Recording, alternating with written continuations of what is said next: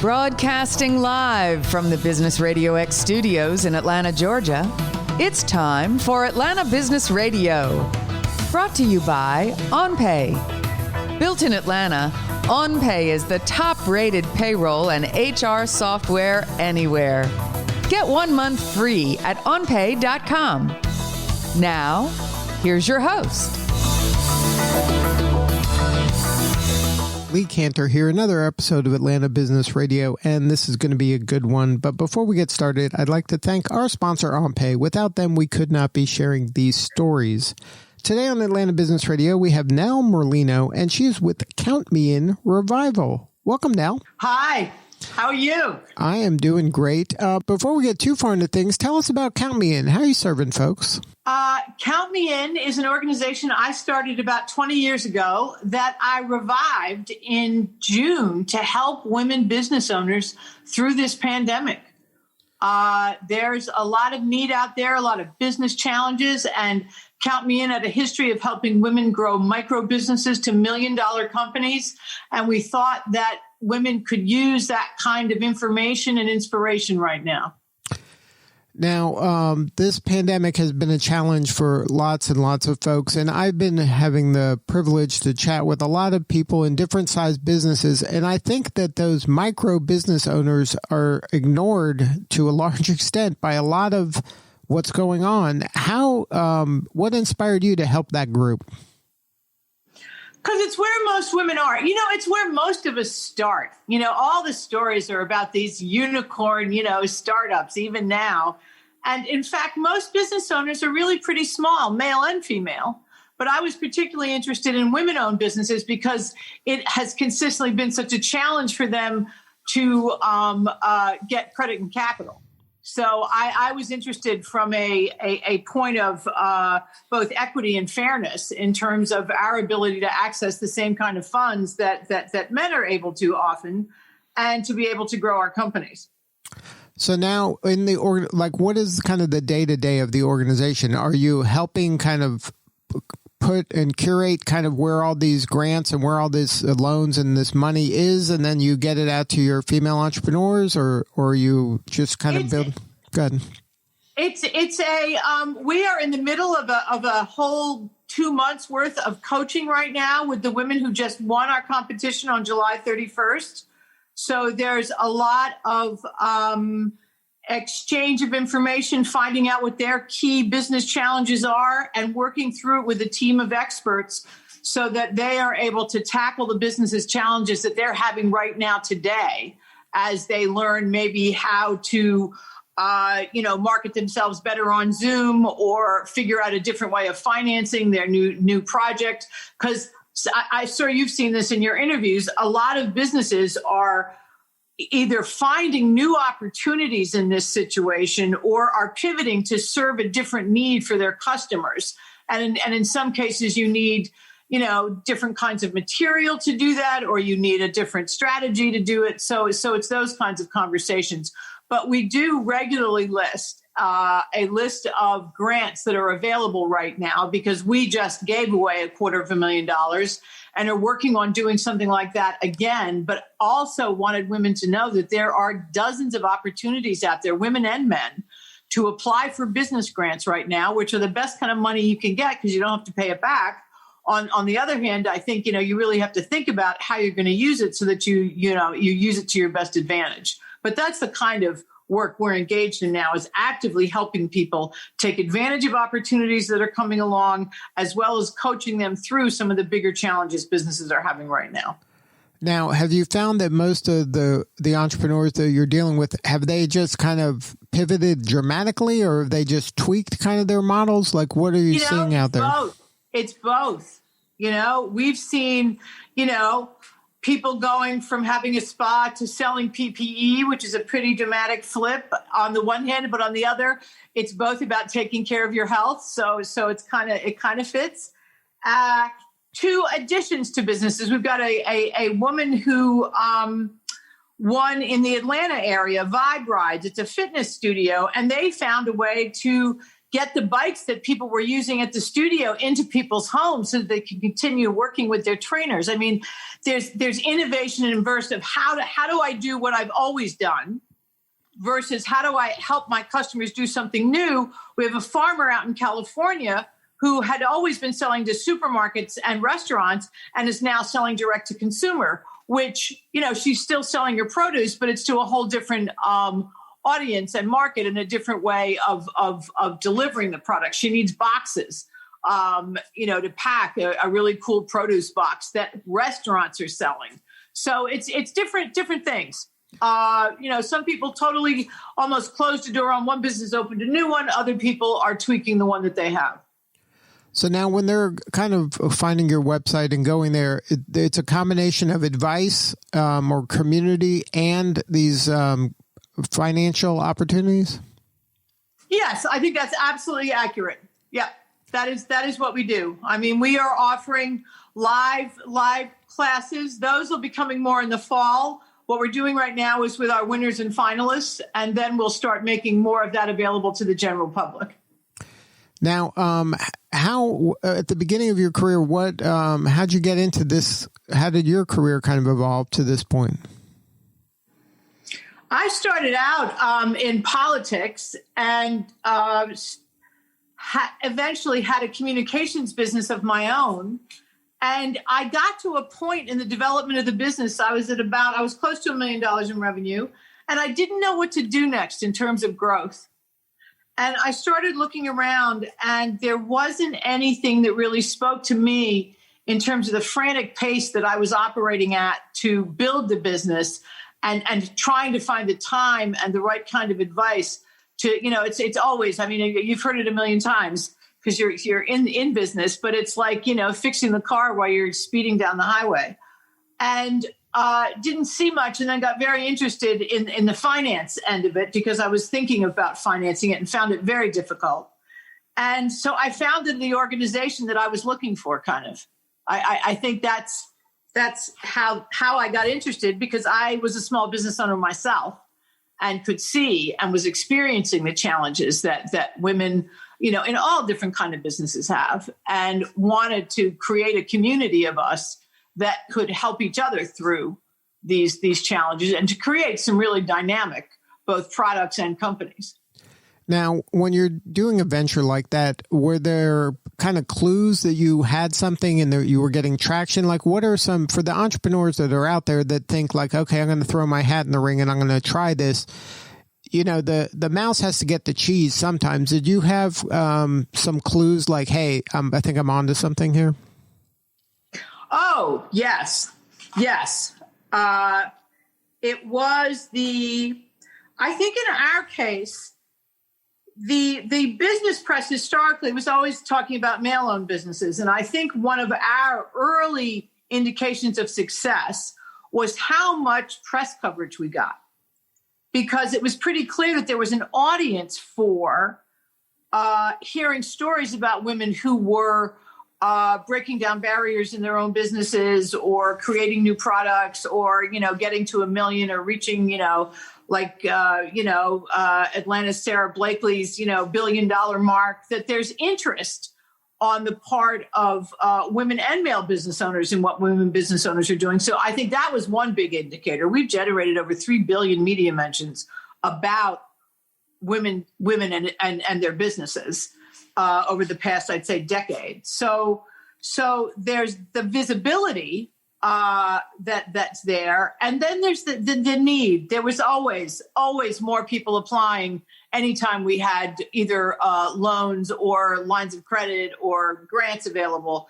There's always a healthy level of interest in the financial opportunities also. So we knew we were onto something. We also got a lot of support from some very big companies in this space: American Express, Walmart, Capital One. Those organizations helped us at an extraordinary level in terms of financial support, because they recognized the opportunities that existed even for their own customers in programs like the ones we have. Now, do you remember maybe one of the early firms you work with where your work made an impact on their business? Oh, sure. There's so many. I had an experience. This is right before airport shut down. I was standing in, I think it was in the Dallas airport, and I looked down at the cash register, and there was a whole block of energy bars that had been made by a woman in Wisconsin. She and her mother are on a farm, and the mother had breast cancer, and she made all these incredible snacks for herself, getting her through her treatment. And they went on to make this incredible line of products that people buy now. They are available in airports across the country. And Count Me In gave them a loan early on in like 2007 for a machine to professionally package the bars they were making. So that was just this January that I saw that. So I think there are just regular times where I'll see things in stores or in a catalog, or read about someone who's risen to a level where they're advising a mayor or someone who's running for political office as strategists, that I'm just, overjoyed with their success. Now, we would do some work here in Atlanta with a group called Launchpad 2X, and their mission, I don't know if you're familiar with them, but their mission is to help women-owned businesses get to over $1 million in annual recurring revenue, yes, which sadly only a few percentage points of women-owned business reach that threshold. Are you finding that across the country as well? It's the challenge of my lifetime. When I launched the Make Mine $1 Million Business program, a national program with Hillary Clinton in 2006 at the National Press Club, we had a motto about getting 1 million women to 1 million. And I'm telling you, I know it'll happen, but it is taking much longer than I thought. There are barely 1 million men at 1 million. So it's not an easy mark to hit, actually. Again, all the talk about these billion-dollar companies, most businesses don't ever reach 1 million. So it's a real challenge to focus yourself and think of yourself as that business owner, so you can go on to create a much bigger business if you want, or happily, at that level of operation. But it is not an easy goal, and it is something that I think we all have to keep striving for. I mean, 1 million women at 1 million would, put another $1 trillion into the economy and create just hundreds of thousands of jobs.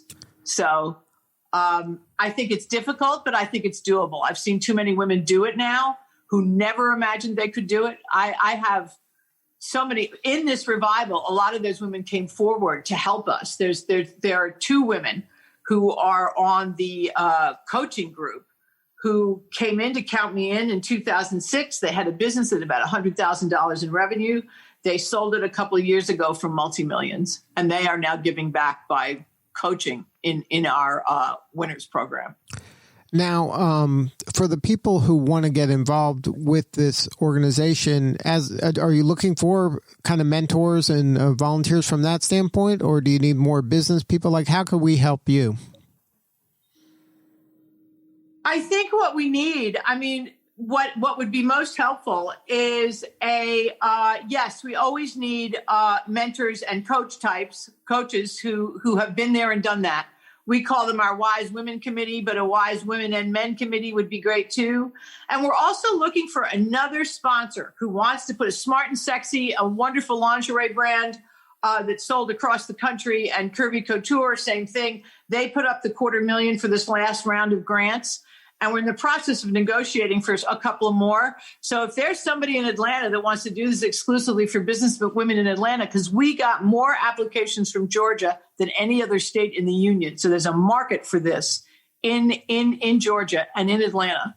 So if somebody wants to put up a $250,000 to do another competition, we would love to do it there. And I work very closely with Vernice Flygirl Armour, who's a great businesswoman who I know from women's business organizations, who is an advisor to Count Me In. We've got a great group in Atlanta already. And so that's what would be most helpful. Let's do one of these in Atlanta and get some money out there and get to know the women-owned businesses who are ambitious and want to hit that $1 million mark and employ people in this time where so many people need jobs. Well, I'll after when we go off air, I'll chat with you a little bit. There's some folks that I know that might be able to help in that regard. That would be so cool. But yeah, I mean, in any event, we business people need to, we need to help each other. Amen. So, mentors, ideas, we're open to all of that. So now let's talk about some of the Atlanta area grant winners. Can you talk a little bit about them? Vibe Ride is one of the ones that we just so enjoyed learning about because it's a group of lawyers who ended up starting a fitness studio. So they have a slightly different take on, I think, what goes on, and have also been severely challenged by the pandemic, but have found some very creative ways to help their clients continue to stay fit during this very challenging time. So that's Courtney Anderson is the woman that I have met on video so far, but she's great. And then I don't know my Georgia geography. I've been to Atlanta and I've been to Plains, Georgia, because I did work. I've done some work in Democratic Party politics, but there are two other businesses. One is an IT consulting business called Impel, and that business is so important now because so many people are struggling at the moment, not only because their businesses have been closed physically, but because they didn't get their online strategy together to sell and to be in touch with their customers and continue to do business. So I think there's a real opportunity for her. And then there's a wonderful woman who has a 180-degree service for veterans, and she's outside of Atlanta. And her business is extraordinary, helping veterans get the benefits they need. She and her husband are both veterans, and she's doing an extraordinary job because it's not an easy thing to do. So those are the three women who won in Georgia, but dozens more applied. There's as you know, I think a very active and even in this struggling time, great business community in the Atlanta area with a lot of women in it. Yeah, absolutely. And we work with a lot of them. We run the radio for a lot of those organizations here locally in Atlanta, and we do whatever we can to help support that community. It's hard for women, like you said, to get to that next level, and anything we could do to help them be successful, we want to do. See, what I've noticed, because we did these competitions for about 15 years. We did them. American Express was a sponsor, as I said. Smart and Sexy was a sponsor with us. The Walmart Foundation. And what the competition does is it really forces you both in the application and in the videos that we ask people to make and in just getting to know other entrepreneurs. It forces you to sharpen your game and what you're saying, particularly now when we're all communicating electronically. You can't rely on much else other than what you're saying and what you've written down, the pictures or the videos you're showing. So it's upping your game in terms of communication and marketing, but also getting great clarity about what you're selling it and how easy you're making it for people to get it into their homes or their offices or wherever they're taking it in. But most of us are taking everything into our house now. How does that all work? And I can't think of a better group to be focused on this than women because we know more or spend more time thinking about how to get the home to function right. And it's turned out to be a great advantage to us since now we're doing everything in the house. So I think they're just very, very great opportunities on the horizon as we figure out how to handle this new situation. Now, if somebody wanted to learn more about Count Me in Revival, what's the website? It's countmeinrevival.org. Well, Nell, thank you so much for sharing your story today, and thank you for the work you do. We really appreciate you. Well, I thank you, and it was a pleasure talking to you.